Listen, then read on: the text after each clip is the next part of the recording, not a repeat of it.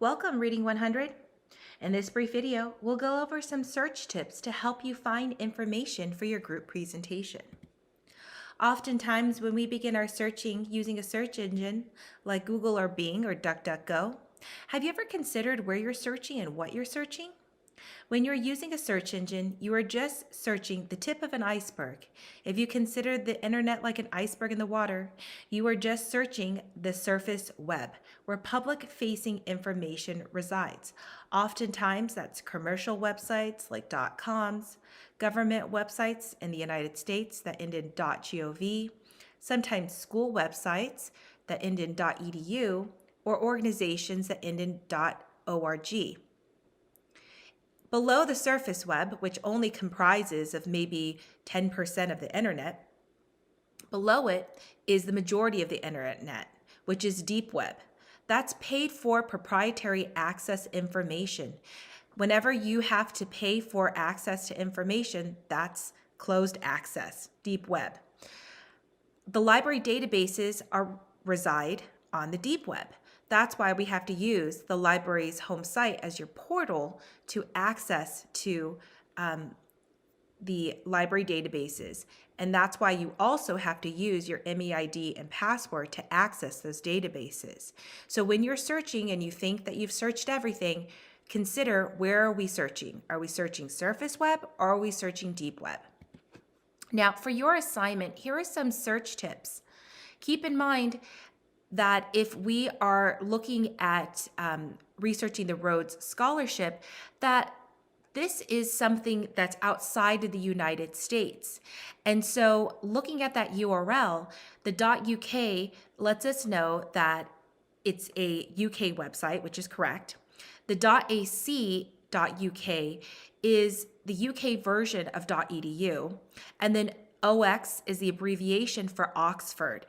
Be aware of this because there are some websites for the Rhodes Scholarship that end in .edu, which wouldn't be correct because it's a UK organization, not a United States organization.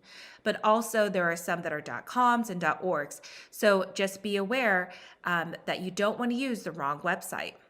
For Valley Forge Military Academy, this is an academic institution in the United States, so it does end in .edu.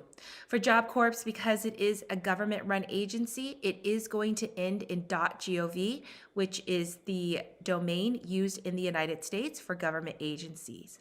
For apartheid, consider using one of the library databases like Credo Reference, which is a reference database that includes digital encyclopedias, almanacs, dictionaries, etc. So digital books, great alternative to something like Wikipedia.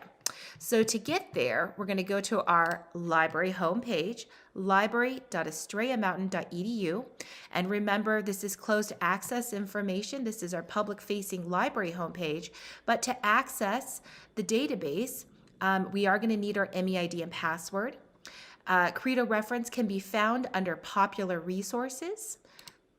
I have already authenticated, so I don't need to put in my MEID and password. And I'm just going to go ahead and do a search for apartheid. Now, as I search, notice that Credo's going to give me some suggested searches based on previously popular searches. I'll go ahead and I'll select the first one.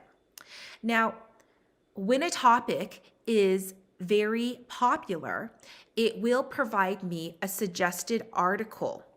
Notice also that I have a mind map here which shows me how my topic relates to other related topics. And as I click through, my search will, on the left-hand side, will then adjust.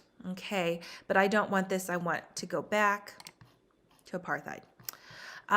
If I scroll down, I'll see other entries, and here will be the article and then what book it's from, okay? And then I have a word count below it, okay? But we're gonna go ahead and just select the first one. So I'll click apartheid. From the Cultural Sociology of the Middle East, Asia, and Africa. And as I scroll down, I can see it's a very substantial book entry. Again, these are just digital book entries. At the very bottom, I have my reference citation for my reference list.